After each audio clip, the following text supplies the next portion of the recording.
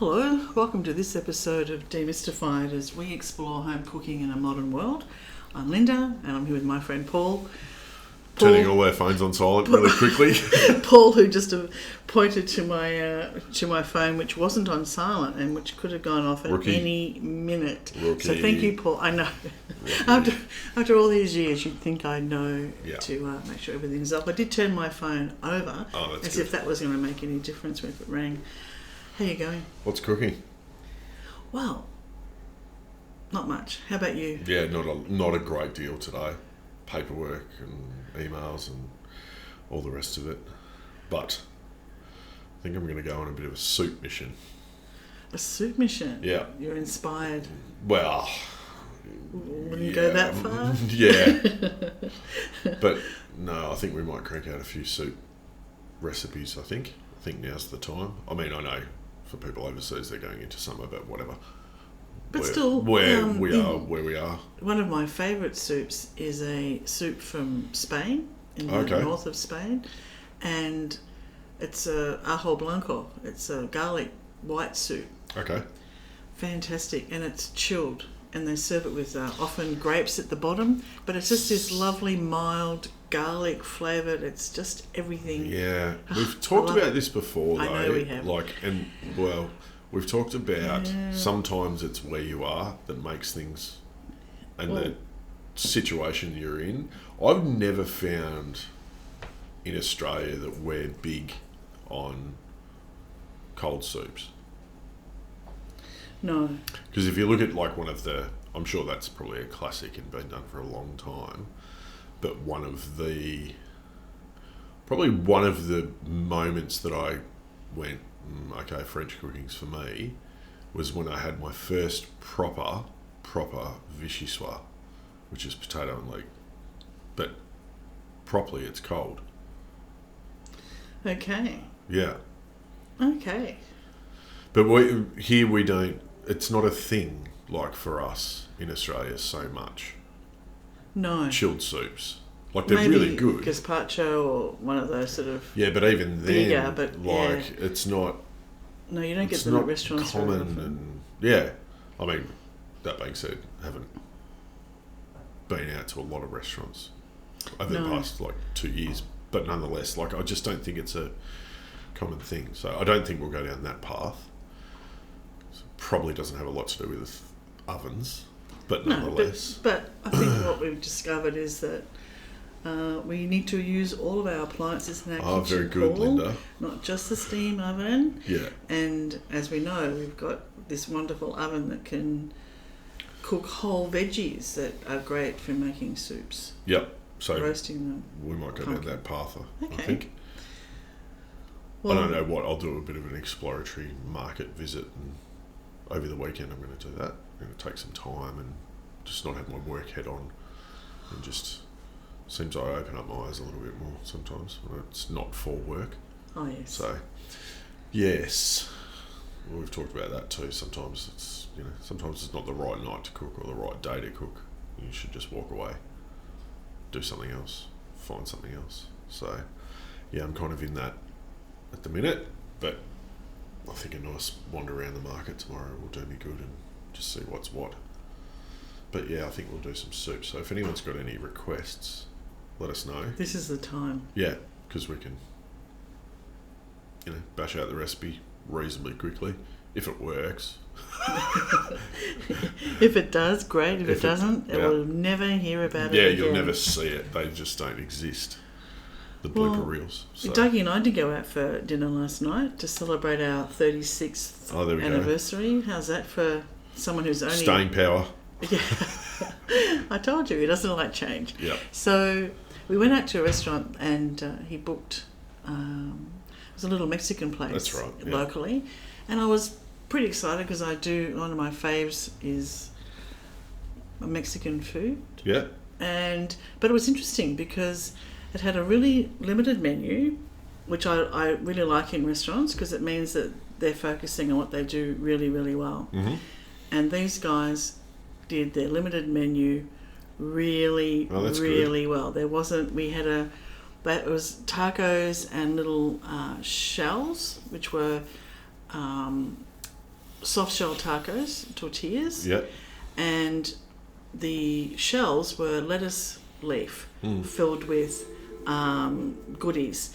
And we tried a few. There was pork, duck, spicy chicken. Yeah. But all of them had an Asian influence. Yeah. Which was fantastic. And it was just like a fantastic meal, a real surprise. I didn't know what to expect, but I did like, these sort of smaller servings. Yeah. Because for the people around us that were, there were tables of 4 and tables of 6 and lots of takeaways, these great big boards had come out and platters had come out with all these little tacos on them, the soft shell ones or the shells in the lettuce leaves. And food was light, the food was extremely tasty, and one of the dishes that we tried had a dipping sauce of sweet miso and lime, which was sensational, and then sriracha and mayo, like just sriracha nice. Mayo, can't go wrong there. Can't go wrong with those two, and miso and lime, which was an eye opener. Yeah, miso's an interesting ingredient.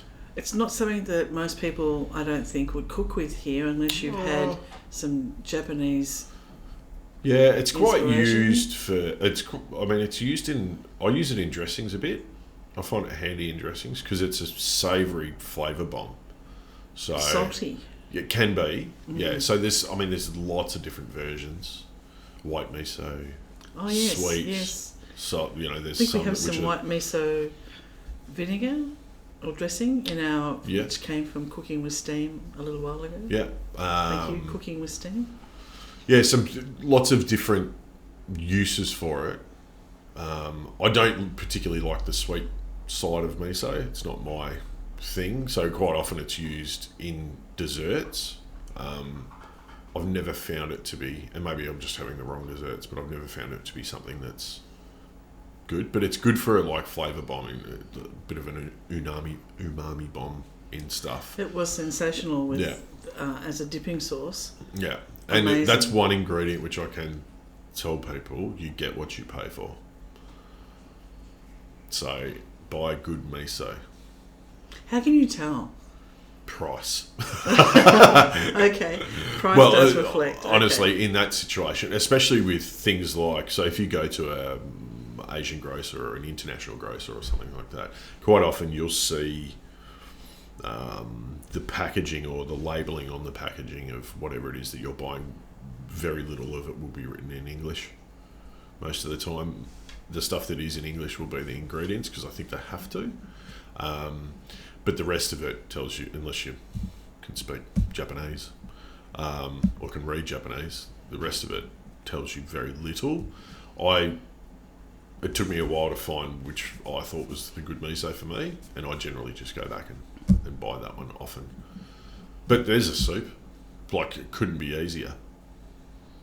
Miso soup, like it's very, very simple. You make a dashi stock, which is dried bonito, a little bit of like kelp, seaweed.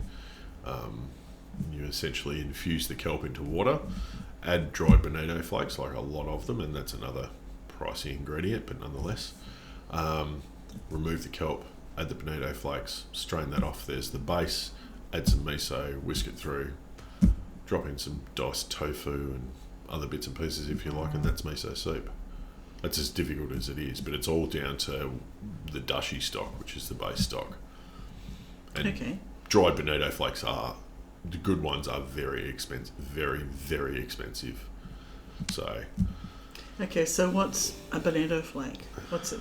Well, bonito's type of fish. Okay. Yeah, okay. So it's related to the tuna family. Ah, okay. Thanks. And they dry it, and then it's shaved very, very finely. Like, it's lighter than paper.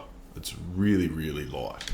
And it essentially infuses in a stock. So I think kind of, and I don't know the right term, but the sort of one of the fundamental base stocks for Japanese cookery is a dashi stock, which is essentially water that gets infused with dried seaweed, And the trick with that is to not leave it in there too long. So it's a very brief amount of time. And it's this like dried kelp. It's really, really dry. Quite often the surface is white and salty. You drop that into some just simmering water, leave it in there. I can't remember how long. I think it's somewhere between 10 and sort of 12 minutes, and then remove it. And then if you see Japanese chefs, when they add bonito flakes, they're not shy, right? You don't add a pinch. Like, you add handfuls. Oh, wow. Okay. And that's like a base for a lot of different soups and sauces and all sorts of different stuff. We did chawan mushi a while ago. So that's a like really silky savoury egg custard, which is steamed, and it's a Japanese thing. And within that is the dashi stock. Oh, okay. I couldn't try any of that because you also added mushrooms just to that one. But you could omit them, right? The recipe's a guideline, Linda. No, it was, but I just Linda, I couldn't. Recipe is a guideline. No, it's not. It's an absolute process written in concrete. You know that. Yeah. But I couldn't even try it, so I sort of tuned out a bit when you. That's worth one. That's one for you to try actually at home, because that is really quite delicious, and that's probably a really good representation of how you get good texture through excellent temperature control and steam. Like it's and it's super silky. Like, it's not to everyone's taste, and I know a lot of I think you can add like prawns and all manner of different bits, but quite often there's maybe something added to the pot that you steam in, so it's almost like a little bowl, right? So some people add some seafood or whatever, and then pour the custard, it's essentially a custard mix or the egg mix, over the top. And then once it's steamed, it'll get garnished with all manner of different things. You can pretty much do with it what you like. And sometimes that's re-steamed just briefly to warm those ingredients up. Sometimes it's not. But the point being is that dashi stock is a key part of that. And also whisking your eggs, not with a whisk or a fork, with chopsticks, is super important. Okay. Because you don't want to get bubbles in it. You don't want to aerate it. You're trying to mix them, but you're trying to not aerate them. Okay. But dashi stock, get on that. That's really good. And for, like, you want the quickest soup in the world, miso soup's probably it. It's super flavourful. It's like 4 ingredients, really. And it's delicious. Once you've made the stock. Yeah, but the stock's 15 minutes. Like, it's 20 minutes. Dashi stock, it's not a 3-hour experience. Oh, okay. At all. Like, bring your water up to temp, add your kelp or seaweed, let that infuse for a few minutes, bring it back up to the boil, add up handfuls of bonito flakes, another couple of minutes, strain it off, dashi stock done. It's not a long process. Okay, and then add your miso. Then whisk in miso, and it's effectively, that's miso soup. Quite often we used to, and I worked in a Japanese restaurant briefly, but quite often we used to add very small cubes of like semi-firm tofu, not silken tofu, but firm tofu. And I think we added another type of seaweed from memory. I can't remember now. And that was our miso soup, and we used to serve that as a little starter to like a bento box or something like that for lunch. But miso soup, it's making my mouth water because I haven't had it in so long, but miso soup's delicious. Really, really quick. But the trick is good base ingredients. Good bonito flakes, good miso paste. Okay. So we're on soup. So are you going to, while you're going over to the market then, go to the Asian grocer? I've got some miso at home. I always have miso at home. You always do, of course you do. I never do. Well, I use it in dressings. Oh, okay, of course. I'll put it sometimes, if I remember. Sometimes I'll put a teaspoon of miso in my bolognese sauce. Just for a bit of salt and umami. Yep. It's not enough to taste, but it just gives that savoury note. Wow, okay. Soy sauce works the same too. Okay. Not to the same level, but soy sauce goes in my bolognese sauce at home. Do you put milk in your bolognese sauce? Absolutely. See? Yeah. Okay then. Well, that's anyway. Interesting. No, well. Yeah. But Friday. I must say the dinner we had last night, thinking a taco and thinking the traditional sort of we're covering the globe today, aren't we? But French vichyssoise, Japanese miso, tacos. But with an Asian flavour, so all the salady vegetables were of an Asian mix, and the dips were definitely of an Asian flavour, and they were sensational. Like, so is it a Mexican restaurant or is it an Asian restaurant or what is it? So this is a good thing. I like that. Like it often doesn't work, right? I part of my career was right through the big sort of fusion, where Asian fusion became a thing, you know, and using sort of classical technique and trying to bring Asian ingredients into probably places that shouldn't have gone. So it's interesting to see people doing that, but now it's been more refined, I think, a lot better. So yeah, well, I might have to give that a go. I really enjoyed it, and as I said, I always get impressed by restaurants that are brave enough to have a small menu. Yeah, but you know my theory on that. But like, what they I've do, always what thought they that do was better.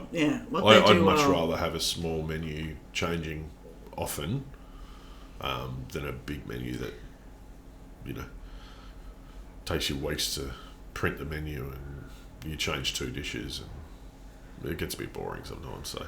And like most restaurants in Melbourne at the moment, and I'm sure in most other places, they had half the restaurant open because they can't get staff. Yes. The critical staff shortage that I'm sure is endemic across the world at the moment, but certainly in Melbourne, in hospitality. Oh, in every industry that we can think of, there's critical shortages. But it was fantastic, and I was really pleased that we went there. And I thought it had just opened, and I said, have you been here long? Thinking, okay, I know I'm a bit like Rumpelstiltskin. Sometimes I wake up and things have changed. They've been there since 2015, and we're just discovering it now. And it's down the road, really. And it's literally down the road, and we're like, what? Anyway, that's funny. That's a different story. I'm sure other people suffer from that too. Yeah. But so there you are. So soup making for you. Yep, soup for me. Excellent. Well, I thought I'd try the pizza. Oh, good. Yeah, I'm going to do that too because we didn't do it last weekend. So we're gonna fantastic. I'll go to the deli. I said to my little fellow, we'll make pizzas and I'll get all sorts of ingredients. I said, you can put on it whatever you want. And the first thing he said to me was, chocolate? I went, yeah, maybe not chocolate, but yeah. And then he said bacon, and I said yes. So excellent. He knows that bacon is a good thing. Oh, yes. Well, a lot of good things come from bacon. I was going to say, coming from your household, I'm sure he's got a pretty broad good thing taste. Yeah. But yes, excellent. Cool. Well, have a good weekend. And you. Happy cooking. Happy soup cooking. Yes, happy cooking everywhere. Yes. So everybody have a great weekend. Even your Mexican Asian cooking. Thanks for listening. So take care, everybody. Bye. See ya. Bye. Thanks for listening to this podcast as we explore home cooking in a modern world. We'd love you to subscribe, and for more information, please go to our website, cookingwithsteam.com.